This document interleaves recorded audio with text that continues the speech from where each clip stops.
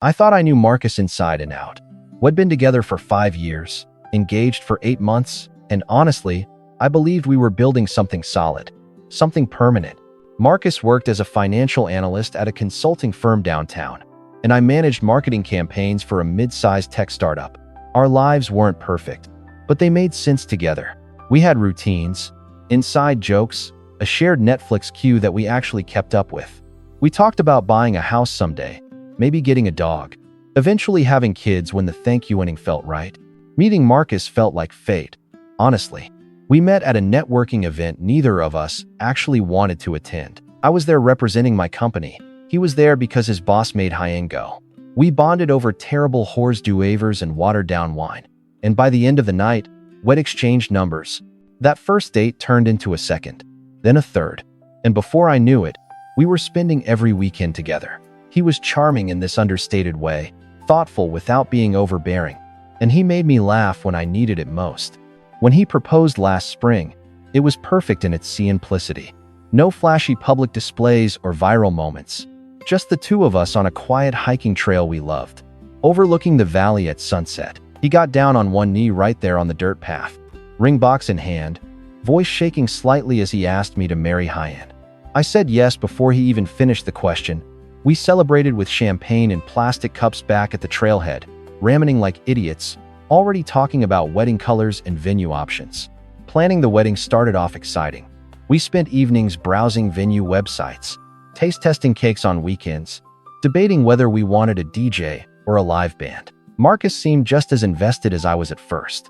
He had opinions about everything, from the guest list to the seating arrangements. We'd decided on a spring ceremony at this beautiful garden venue, about an hour outside the city. Something intimate, around 100 guests. Nothing too extravagant but still special. Then something shifted. It was Ramadual at first, so subtle I almost didn't notice. Marcus started getting quieter during our planning sessions. When he'd ask Hyan questions about the wedding, his responses became vague and non-committal. "Whatever you think is best," he'd say. Or, "I trust your judgment on this." At first, I thought he was just being easygoing, letting me take the lead on the details. But it started feeling less like partnership and more like disinterest. I remember one specific evening when we were supposed to finalize our photographer choice. I'd narrowed it down to 2 options, both talented, both within budget. I asked Marcus to look at their portfolios and give me his thoughts. He barely glanced at his phone before saying, "They both look fine. Just pick whichever one you like." There was this flatness in his voice that bothered me. This was our wedding, not just mine. But suddenly it felt like I was planning it alone. The red flags kept appearing, small but persistent. He stopped mentioning the wedding to his friends. When we'd meet up with his co-workers for drinks, they'd ask about the planning, and he'd give these brief, almost dismissive responses before changing the subject. I caught it happening multiple thank you innings. Once, his colleague congratulated Hyan and asked about the venue, and Marcus just said, "Yeah, Emma's handling all that." Then Yin immediately started talking about some work project instead. His phone habits changed too. Marcus had never been secretive with his phone before, but suddenly he was angling it away from me when texts came through. He'd step into another room to take calls, closing the door behind Hyan. When I asked who he was talking to, he'd give vague answers. Just work stuff. Or my brother. Nothing important. The explanations weren't necessarily suspicious on their own, but the pattern was undeniable. Then came the night that really shook me. We were out with a roundup of friends at this bar we all loved. Just a casual Friday night hangout. Someone suggested playing a drinking game. One of those question-based ones where you have to answer honestly or take a shot. It was mostly silly stuff at first, embarrassing stories and dumb confessions. Then someone asked, if you could go back and change one decision in your past relationship history, what would it be? Marcus didn't even hesitate. I'd probably have tried harder to make it work with Vanessa. The table went quiet. Vanessa, his college girlfriend. The one who'd broken his heart senior year when she moved across the country for Ramad school without even discussing long distance. The relationship that supposedly taught Hyan what he didn't want. And here he was, casually mentioning he wished he'd fought harder for it. I felt my face get hot. Everyone else awkwardly laughed and tried to move past the moment, but I couldn't. I sat there, drink in hand, trying to process what he'd just said. When I looked at Hyan, he was already looking away, suddenly very interested in his beer bottle. He must have realized how it sounded because he quickly added, I mean, just for closure or whatever. It was a weird ending, but the damage was done. That admission hung between us for the rest of the night. I didn't bring it up immediately when we got home. I needed Thank You In to think about whether I was overreacting. Maybe it was just the alcohol talking. Maybe it was an honest response to a hypothetical question that didn't mean anything. But I couldn't shake the feeling that it did mean something, that there was truth in that unguarded moment. A few days later, I finally asked Hyan about it. We were making dinner together, chopping vegetables side by side in the kitchen. I tried to keep my tone casual, non-accusatory. That thing you said at the bar, about Vanessa. Did you mean that? He tensed immediately. His knife paused mid-chop. It was just a stupid game, Emma. Don't read into it.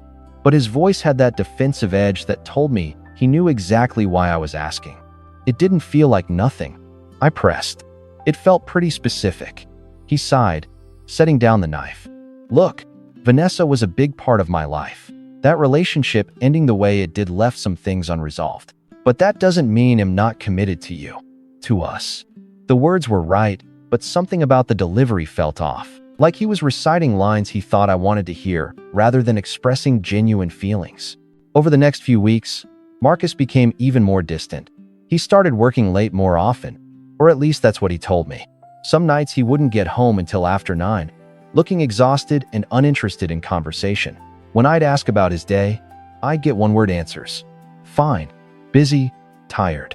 The man I'd fallen in love with, who used to tell me elaborate stories about his co-workers' office drama, and who remembered every detail I shared about my life, had become a stranger going through the motions. Wedding decisions that needed both of us kept getting delayed. We were supposed to book our honeymoon, but every thank you in I brought up looking at options. Marcus would say he needed to check his work schedule first. Then he'd forget to check. Or Clay in he couldn't get. Thank you in off approved yet. The venue needed our final guest count, but Marcus hadn't even confirmed which of his extended family members were coming. When I pushed Hyan on it, he'd get irritated. They'll get to it, Emma.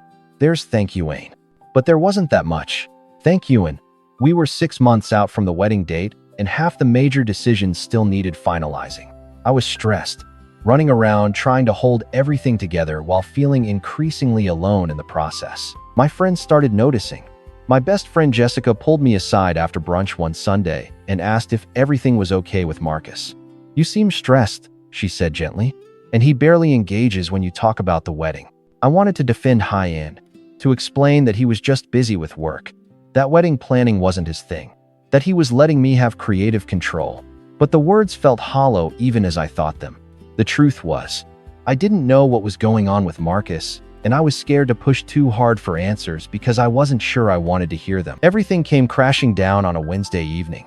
I'd left work early, feeling drained from a particularly brutal meeting with a client who couldn't make up their mind about campaign direction. All I wanted was to go home, change into comfortable clothes, and maybe convince Marcus to order takeout and watch something mindless on TV. When I walked through the door of our apartment, though, I immediately knew something was off. Marcus was sitting on the couch, but he wasn't on his laptop or scrolling through his phone like usual. He was just sitting there, hands clasped in his lap, staring at nothing. The apartment felt heavy with unspoken tension. I set my bag down slowly, watching Hyan. Hey, I said carefully. You okay?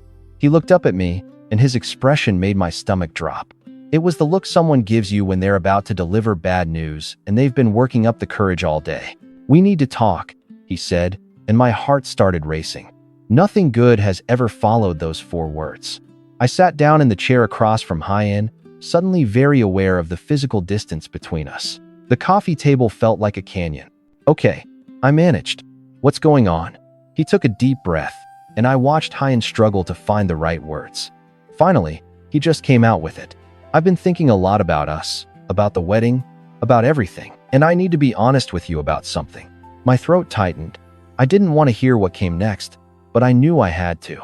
I've been talking to Vanessa again, he said, not quite meeting my eyes. It started a few months ago. She reached out on LinkedIn, just professional stuff at first, catching up.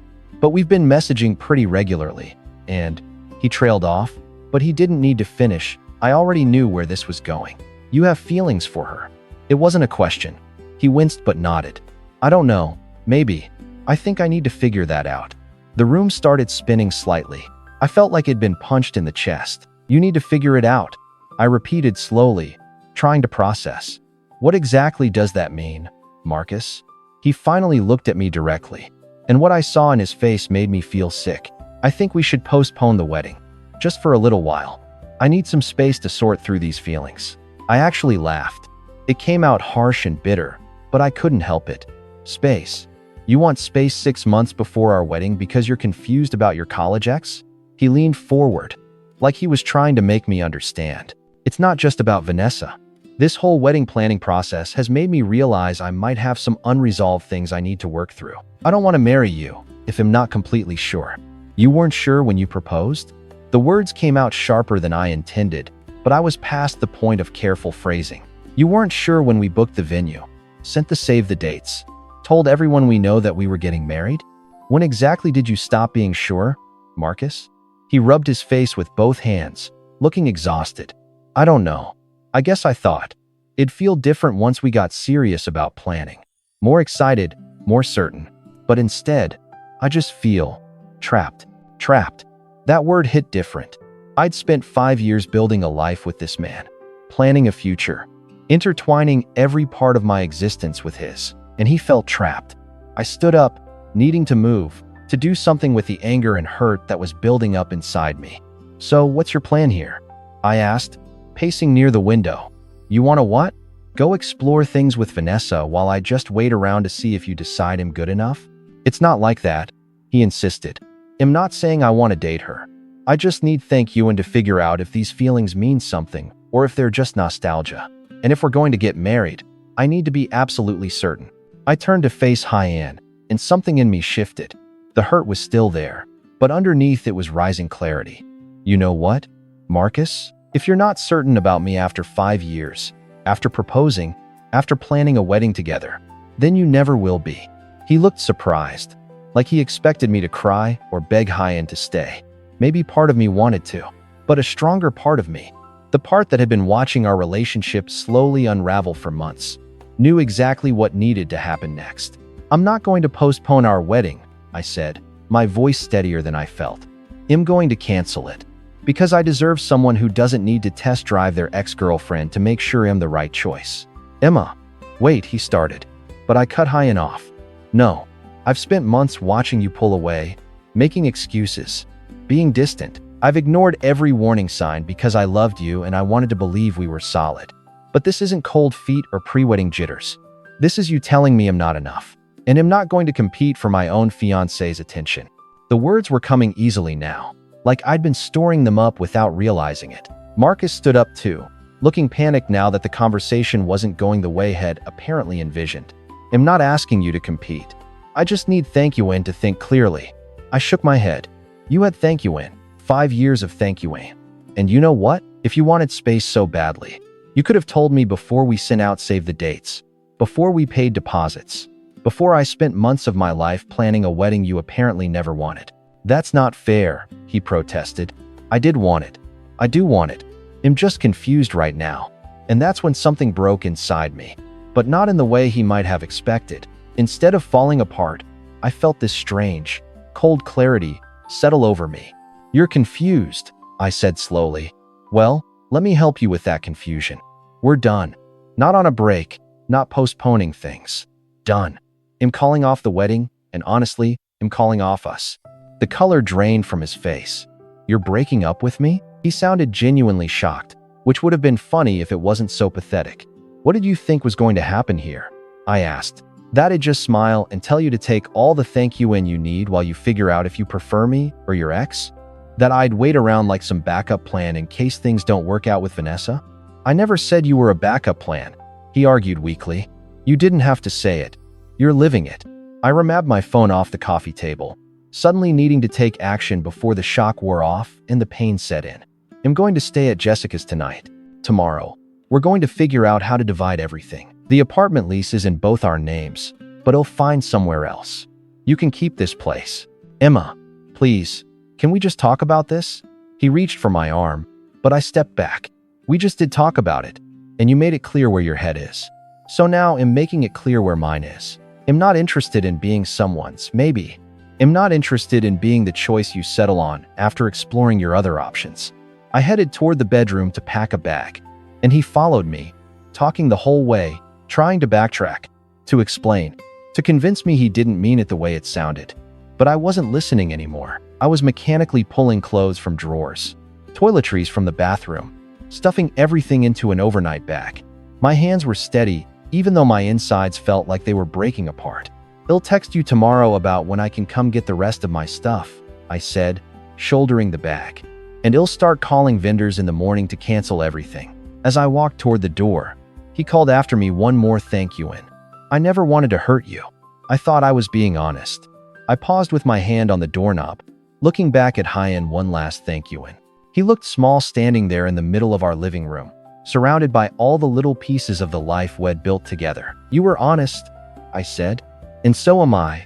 Goodbye, Marcus." The next morning, I woke up on Jessica's couch with a pounding headache and the immediate, crushing realization that last night had actually happened. It wasn't a nightmare I could shake off. My engagement was over. My relationship of 5 years was finished. I had a wedding to cancel and a life to untangle. Jessica was already up, making coffee in her tiny kitchen. She took one look at my face and handed me a mug without saying anything. Smart woman. I spent that entire day making phone calls I never imagined have to make. The venue first, explaining that we needed to cancel. They were surprisingly understanding. Though I lost the deposit, the photogrammether, the caterer, the florist, the DJ. Each conversation was its own small torture, having to explain over and over that no, we weren't postponing. Yes, I was sure. No, there wasn't going to be a wedding. Some vendors were kind, others were businesslike. All of them cost money to cancel. The worst call was to my parents. My mom answered on the second ring, cheerful and excited because she thought I was calling with wedding updates. The sound of her excitement turning to confusion, then shock, then sadness, nearly broke me. "Honey, what happened?" she kept asking. "Are you okay? Do you want us to come up there?" I assured her I was fine, that I'd explain everything later, that I just needed to handle the logistics first. She didn't push, but I could hear the worry in her voice. Marcus texted me around noon. A long, rambling message about how he'd been up all night thinking, how he'd made a mistake, how he wanted to talk things through properly. I read it twice, then deleted it without responding. He called 3 thank you-ins that afternoon. I let every call go to voicemail. By the evening, he'd sent another text, this one shorter and more desperate. "Please, Emma, we can fix this. I was an idiot. Can we at least meet for coffee and talk?" I finally responded with one sentence. "There's nothing left to talk about. Jessica, let me crash at her place for a week while I searched for a new apartment." I couldn't go back to the place Marcus and I had shared. Couldn't imagine walking through that door and pretending everything was normal. I found a studio in a different neighborhood, smaller and more expensive than I wanted, but available immediately. The landlord took pity on me when I explained I needed to move quickly, and within 10 days of that conversation on the couch, I was signing a new lease.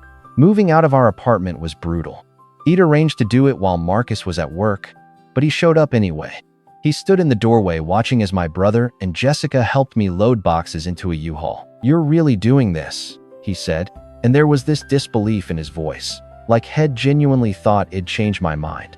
"I'm really doing this," I confirmed, not pausing in my packing. "I ended things with Vanessa," he blurted out. "I told her I couldn't talk to her anymore, that it was inappropriate, that I was committed to you." I looked up from the box I was taping shut. "Good for you," I said flatly. "That doesn't change anything." He looked genuinely confused. "But I did what you wanted. I'm choosing you. Doesn't that matter?" And I realized he still didn't get it. "Marcus, you don't get to choose me after asking for thank you when to explore someone else. That's not how this works. You showed me exactly where I ranked in your priorities, and I believed you." He tried to help carry boxes, tried to make small talk, tried to act like we could be friendly about this dissolution. I shut it down every thank you in. Jessica finally pulled Hyen aside and said something I couldn't hear, but whatever it was made Hyen leave. Later, she told me she'd basically told Hyen to stop making this harder than it already was. That I was being stronger than he deserved, and he needed to respect that. I loved her for that. My friends rallied in ways I didn't expect. The Ram-Up chat exploded with support the day after I announced the split. People I hadn't heard from in months were reaching out, offering spare rooms, distraction, bottles of wine. Marcus' friends were quieter, probably unsure whose side to take or how to handle the situation. A few reached out with awkward messages about how they didn't want to take sides, but hoped I was okay. I appreciated the sentiment, even if it felt insufficient. Work became my refuge. I threw myself into campaigns, volunteered for extra projects, stayed late at the office because going home to my empty studio felt too lonely. My boss noticed and actually pulled me aside to make sure I wasn't burning out. I assured her I was fine, just trying to stay busy. She gave me this knowing look that said she understood more than I was saying, but she didn't push. The worst part wasn't the logistics of untangling our lives, or the sad reality of dividing up furniture and kitchen supplies. It was the random moments when I'd forget, just for a second, that we weren't together anymore. I'd see something funny and reach for my phone to text hi-end before remembering. I'd make plans in my head that included hi-end, then have to mentally backtrack. I'd wake up reaching for someone who wasn't there. About 3 weeks after the breakup, I ran into one of Marcus' coworkers at a coffee shop. She looked uncomfortable when she saw me, that particular kind of discomfort that meant she knew something I didn't.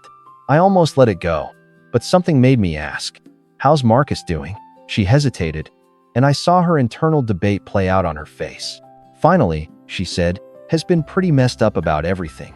But also, I thought you should know. Has been telling people a different version of what happened." My stomach tightened. What version is he telling? She shifted her weight, clearly uncomfortable. Has saying you guys asked me to take a break, that it was mutual, that you're both just figuring things out. His not mentioning Vanessa or how it actually went down. I felt my jaw clench. Of course he was rewriting the narrative. Of course he couldn't just own what had done.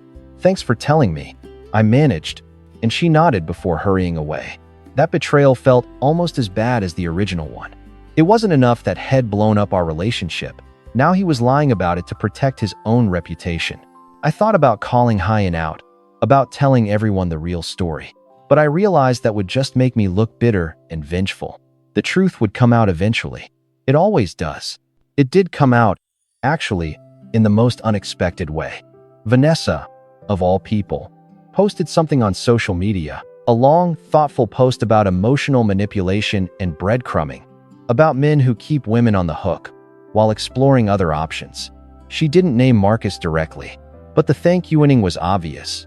Apparently, had reached out to her after our breakup, probably looking for comfort or validation, and shut hi-end down hard.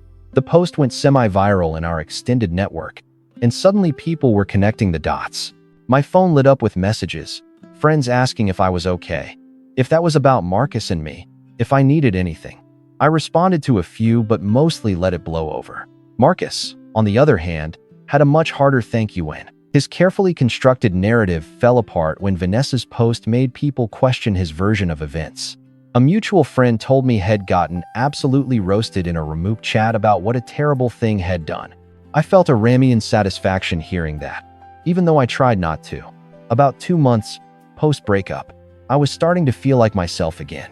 Not the self I was when I was with Marcus, but a newer, slightly harder version. It redecorated my studio apartment, making it completely my space. I'd started running in the mornings again, something I'd stopped doing years ago. I was seeing my friends more, laughing easier, sleeping better. The pain was still there, but it had dulled from a sharp, constant ache to something more manageable. Then Marcus showed up at my apartment one evening. I didn't answer the buzzer, but he called my phone from the street. "Emma, please, I just want to talk." 5 minutes.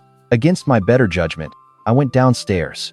He looked rough, honestly, like he hadn't been sleeping well. We stood on the sidewalk, maintaining careful distance. "What do you want, Marcus?" I asked tiredly. "I wanted to apologize," he said. "Really apologize, not the half-assed attempts I made before. You were right about everything." "Okay," I said, crossing my arms.